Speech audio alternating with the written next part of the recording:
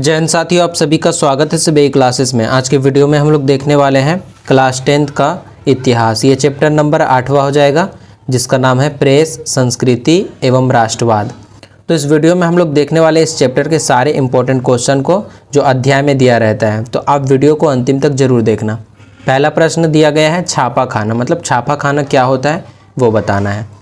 तो लिखना है वह स्थान जहाँ मुद्रण यंत्र के उपयोग से छपाई कार्य किया जाता है उसे क्या कहा जाता है, उसे छापा खाना कहते हैं। अगला प्रश्न है गुटेन वर्ग, यानी गुटेन वर्ग के बारे में बताना है। तो लिखना है गुटेन वर्ग जर्मन के टाइप के माध्यम से मुद्रण आविष्कारक थे, मतलब ये जो है मुद्रण का आविष्कारक किए थे। इन्होंने 1439 में प्रिंटिंग प्रेस की रचना भी की थी। अगला प्रश्न है बाइबिल। तो बाइबिल क्या है? बाइबिल ईसाई धर्म पथ की आधारशिला तथा ईसाइयों का पवित्र धर्म ग्रंथ है। और ये भी आपको याद रखना पड़ेगा कि ये जो प्रिंटिंग प्रेस का आविष्कार हुआ था तो सबसे पहले ये जो है बाइबिल का ही छपाई किया गया था। अगला प्रश्न है रेशम मार्ग। तो रेशम मार्ग क्या है? रेशम मार्ग जो है प्राचीन व्यापारिक मार्ग था। ये जो है प्राचीन व्यापारिक मार्ग है जिसने एशिया और यूरोप को जोड़ा। ये जो मार्ग है, ये जो रास्ता है, ये जो है एशिया और यूरोप को जोड़ता था।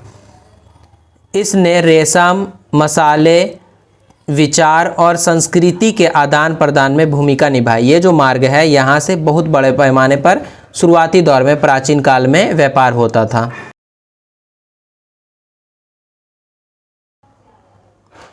अगला सवाल है मराठा। तो मराठा क्या है? बाल गंगाधर तिलक के संपादन में 1881 में बम्बई से अंग्रेजी भाषा में प्रकाशित समाचार पत्र है।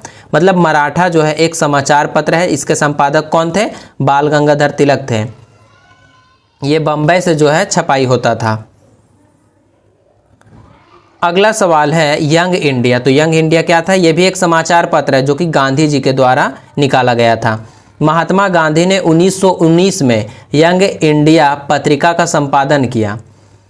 इसमें आज़ादी, सामाजिक सुधार और राष्ट्रीय चेतना से जुड़े विचार प्रकाशित किए जाते थे।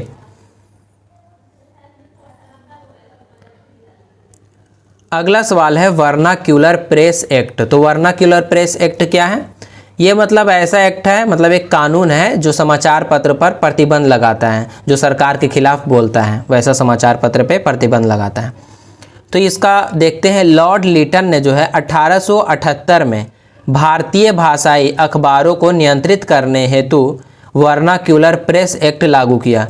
यह प्रेस की स्वतंत्रता पर कठोर प्रतिबंध था। मतलब एक तरह का ये ऐसा कानून था जो किसी भी प्रेस को अगर छपाई करना है तो सरकार से आदेश लेना पड़ेगा, उसको दिखाना पड़ेगा कि वो क्या छाप रहा है। अगला सवाल है सर सैयद अहमद खान। मतलब सर सैयद अहमद खान कौन थे वो बताना है। सर सैयद अहमद, तो लिखना है अलीगढ़ आंदोलन के संस्थापक सर सैयद अहमद खान ने शिक्षा और सामाजिक सुधार को बढ़ावा दिया।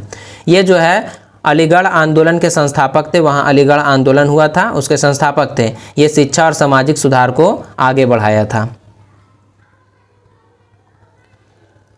अगला है प्रोटेस्टेंटवाद क्या है, मतलब वो बताना है।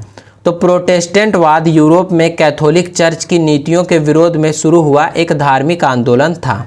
ये जो है एक धार्मिक आंदोलन है जो कि यूरोप में कैथोलिक चर्च के नीतियों के विरोध में शुरू हुआ था। अगला है मार्टिन लूथर। तो मार्टिन लूथर कौन था? यह जर्मनी का एक समाज सुधारक थे।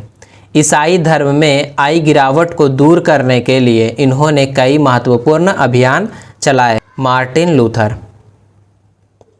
अब हम लोग देखते हैं दूसरा नंबर जो कि 60 शब्दों में इसका आंसर देना है। पहला प्रश्न है गुटेन वर्ग ने मुद्रण यंत्र का विकास कैसे किया? तो लिखना है गुटेन वर्ग ने जो है अपने ज्ञान एवं अनुभव से टुकड़ों में बिखरे मुद्रण कला को संगठित एवं एकत्रित किया। सबसे पहले तो उसने आवश्यकता अनुसार यानी आवश्यकता के अनुसार मुद्रण स्याही बनाई यानी इंक बनाया और हैंड प्रेस का प्रथम बार मुद्रण कार्य संपन्न करने में प्रयोग किया। हैंड प्रेस का उपयोग वो जो है मुद्रण कार्य संपन्न करने में सबसे पहला बार करते हैं। अब हम लोग देखेंगे छापा खाना जो है यूरोप में कैसे पहुंचा। तो आंसर में लिखना है छापा खाना समरकंद, पर्सिया, सीरिया और चीन होते हुए सर्वप्रथम रोम में पहुंचा। वहां से मार्को पोलो एवं ईसाई मिशनरियों के द्वारा यूरोप पहुंचा। कहने का मतलब ये जो छापा खाना जो है सबसे पहले तो समरकंद पहुंचा, फिर पर्सिया पहुंचा, फिर सीरिया पहुंचा, वैसे होते हुए चीन पहुंचा। उसके बाद वहां से मार्को पोलो के द्वारा और ईसाई मिशनरियों के द्वारा जो है ये यूरोप पहुंचता है छापा खाना। अगला सवाल है इंक्विजिशन से आप क्या समझते हैं, इसकी ज़रूरत क्यों पड़ी। तो लिखना है धर्म विरोधी विचारों को दबाने के लिए ईसाई मिशनरियों ने प्रकाशकों एवं पुस्तक विक्रेताओं पर प्रतिबंध लगा दिया। जो एक ईसाई मिशनरी था वो पुस्तक विक्रेताओं पर प्रतिबंध लगा दिया था। क्यों लगाया था, और ये जो प्रतिबंध है इसको बोला जाता है, इसे इंक्विजिशन कहा जाता है। और क्यों लगाया था, क्योंकि छपाई से बौद्धिक माहौल तथा धर्म सुधार आंदोलन को बल मिल रहा था। ये जो है अंधकार से उजागर में आदमी जा रहा था ये छपाई से, इसीलिए जो पहले अंधकार के तरफ मतलब जो पक्षधर था वो लोग इसका विरोध कर रहा था और इसका ऊपर जो है प्रतिबंध लगाया था। क्योंकि जब छपाई हो रहा था तो बहुत सा लोग जो है छपाई से बौद्धिक माहौल, यहाँ पे माहौल होगा, तथा धर्म सुधार आंदोलन तेजी से तेज हो रहा था। मतलब धर्म सुधार आंदोलन, जो धर्म में पहले कुरीति था, कुरीतियों को ख़त्म किया जा रहा था ये छपाई के द्वारा।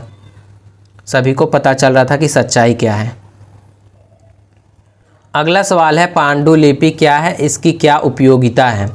तो आंसर में लिखना है छापा खाना के विकास के पहले, यानी छापा खाना जो है विकसित होने से पहले भारत में तस्वीर युक्त सुलेखन कला से परिपूर्ण साहित्य की पुरानी और समृद्ध परंपरा थी, जिन्हें पांडुलिपि कहा जाता है। यह रचना ऐतिहासिक प्रमाण है तथा समृद्ध ज्ञान है, इन्हें बचाया जाना चाहिए। अगला सवाल है लॉर्ड लिटन ने राष्ट्रीय आंदोलन को गतिमान बनाया कैसे। तो लिखना है लॉर्ड लिटन ने 1878 ईस्वी में देसी भाषा समाचार पत्र अधिनियम के माध्यम से समाचार पत्रों को नियंत्रण में लाने का प्रयास किया। इसका राष्ट्रीय स्तर पर व्यापक विरोध शुरू हो गया। इससे राष्ट्रीय आंदोलन को गति मिली। ये जो लॉर्ड लिटन है वो समाचार पत्र पर अधिनियम जो है समाचार पत्र को नियंत्रित करने के लिए एक कानून लाया था, जिसके विरोध में जो है आंदोलन हो गया और ये आंदोलन जो है राष्ट्रीय आंदोलन को भी बल दिया। तो इस प्रकार से ये अध्याय का प्रश्न समाप्त होता है। अगर आपको इसका पीडीएफ चाहिए तो टेलीग्राम चैनल का लिंक डिस्क्रिप्शन बॉक्स में, वहां से आप इसका पीडीएफ डाउनलोड कर सकते हैं। और बाकी अध्याय का भी अगर आप प्रश्न जानना चाहते हैं, प्रश्न का आंसर, तो उसका भी प्लेलिस्ट में यानी इतिहास का प्लेलिस्ट इस वीडियो का डिस्क्रिप्शन में दे दूंगा, तो वहां से आप ज़रूर देख लेना सारे वीडियो को।